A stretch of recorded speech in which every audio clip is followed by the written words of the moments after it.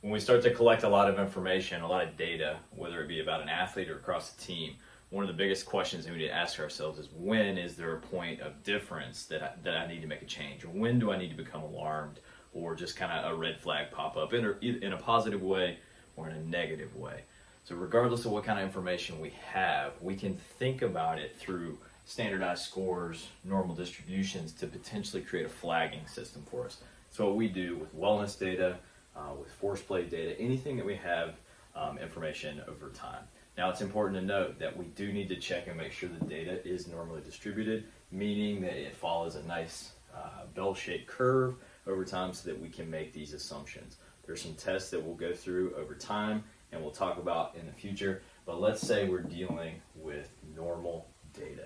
Normal data, let's say I have an athlete that's jumping on a force plate over his or her career, or who are filling out a wellness survey over time, whether it be on their cell phone or on a kiosk. A lot of times that information is going to follow a normal distribution. And what that means is the majority of the data points are going to fall somewhere around the average, or what we think of as within about one standard deviation on the positive side or the negative side of the average being right in the middle. Now, whenever we think and see an observation outside of one standard deviation, we can start to see that there's a little bit more different in that data than if it was to fall somewhere in here. Even more extreme if I had an instance, an observation that occurred outside two standard deviations, it would be even more significant. The likelihood of that occurring by chance is very, very small. So if I see something on the outranges here, provided it was good data and I've been diligent with cleaning my data over time, I can see that something is really, really different than what I'm normally seeing. So when we calculate this, there's a couple different areas, and we're always gonna start with just creating a standardized score, a Z-score. So over time, let's just take force plate data, and to make it easy, we're just thinking jump height, or maybe it's power, or whatever metric we want to, plug in here. We'll just call it X. The X that what I had today, whether it's the maximum output, my wellness score, whatever it is, in this case, force plate score, jump height, that observed value for today is what I plug in to my X. Now, what I'll then do is, let's say I'm working on an athlete level, okay, and I'm Josh, and I have all these different times throughout my career that I've jumped, all the way down through, let's say I have 50, 60, even 100 opportunities. Right here, this little symbol right here is going to be my average of my entire career, okay? And then I'm going to put it over top of the standard deviation of my entire career. That's going to give me a standardized score, Z. Then I can plot it out based upon here. Anything positive will go in this way. Any Z-score negative will go in this instance. Now, using different types of tech, whether it's Power BI, a more formal AMS, we can even do some things on Microsoft Excel. I'm going to start to set bounds.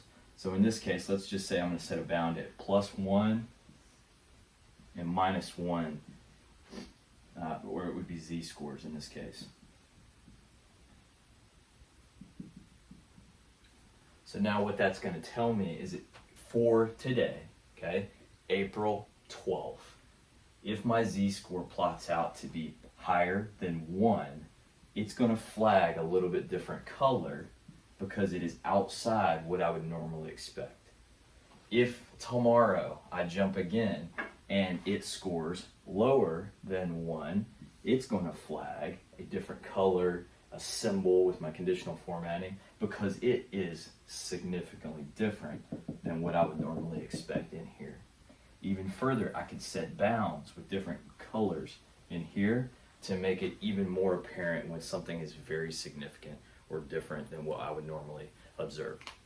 This is a very oversimplified explanation of this, but essentially what we're trying to do is to see when a difference is actually occurring.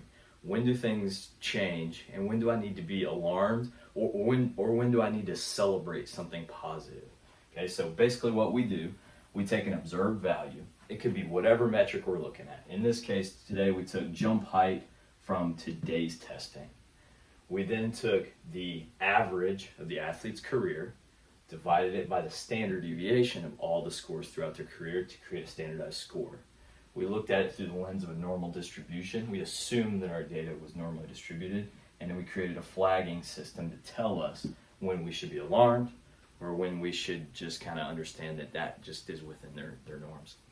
Very simple strategy, something we use every single day. It doesn't have to be just technology. It could be total time on feet, looking at significant differences over time of practice and how things change.